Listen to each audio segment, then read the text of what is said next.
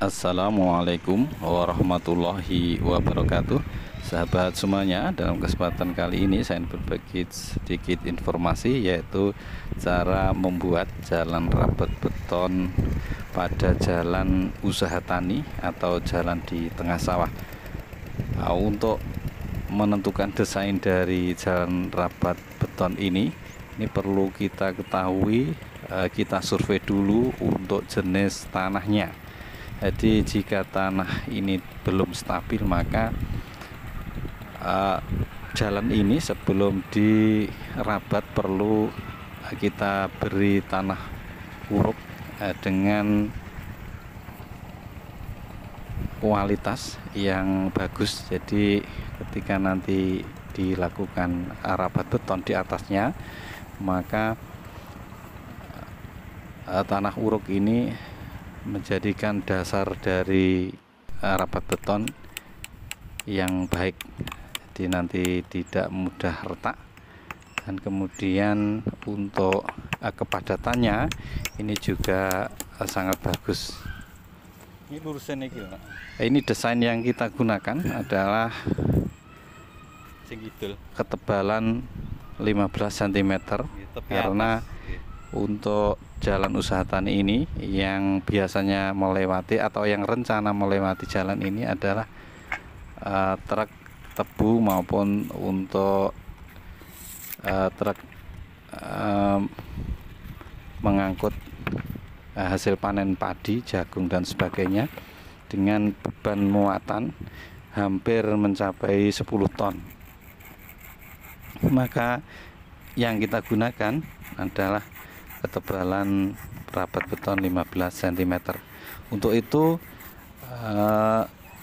papan begisting yang kita buat atau kita pesan ini kita sesuaikan. Jadi kita buat dengan lebar atau ketinggian ketika dipasang nanti 15 cm. Dan setelah tanah uruk selesai, ini kita lakukan pemasangan begisting baik di tepi maupun di bagian tengah. Untuk bagian tepi kanan dan tepi kiri harus kita timbang. Jadi jika jalan ini lurus, maka tepi kanan dan tepi kiri ini diharapkan atau dianjurkan untuk ketinggiannya sama. Alat untuk menentukan ketinggian ini adalah selang timbang air. Kemudian untuk ketinggian sekat, ini kita posisi pemasangan sekat atau papan dilatasi ini kita buat miring ke tepi. Jadi dibanding dengan as jalan atau tengah-tengah jalan, ini kita buat miring sekitar 2%. Jadi jika 1 meternya ini beda tingginya adalah 2 cm. Karena ini lebar 2,5, maka setengah dari lebar jalan adalah 1,25. Maka minimal ini kita buat beda tingginya adalah 2,5 cm.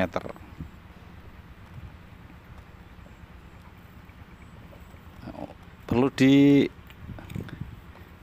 kita sampaikan juga, perlu dipahami bahwa untuk membuat begisting ini masing-masing lokasi ini agak berbeda untuk pemasangan atau cara pemasangannya. Ini karena akses jalan menuju pengecoran ini dari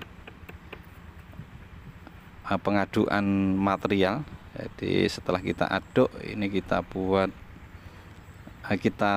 bawa ke lokasi pengecoran ini, maka untuk papan begistingnya ini yang paling dulu adalah yang ujung, nanti kita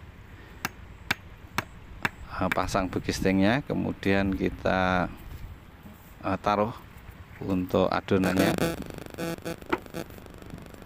kemudian dilanjutkan untuk sisi-sisi sebelah kiri dulu.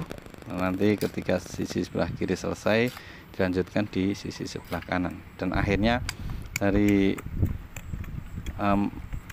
keseluruhan lebar jalan ini bisa kita aplikasikan adonannya di gisting atau tempat gisting yang sudah kita siapkan ini. Perlu dipahami juga, ini ketika gisting jadi, posisi tanah uruk ini harus kita ratakan kembali, jadi jangan sampai terjadi cekungan-cekungan sehingga nanti akan ukuran akan tidak sama.